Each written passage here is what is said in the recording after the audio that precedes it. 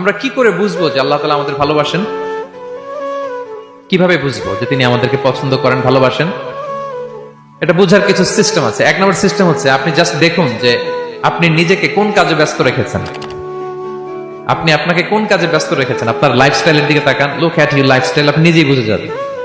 আপনি যদি দেখেন যে না, আপনার ভালো ভালো কাজে আপনার ব্যস্ততা, আপনার এঙ্গেজমেন্ট ভালো লোকদের সাথে, আপনার সার্কেলটা ভেরি গুড সার্কেল, ভালো কাজে আপনার মন টানে, আপনি ভালো কাজ করেন, যদি আপনার কার্যক্রম এরকম হয়, তাহলে বুঝে নেবেন আল্লাহ তাআলা আপনাদেরকে ভালোবাসেন। আলহামদুলিল্লাহ।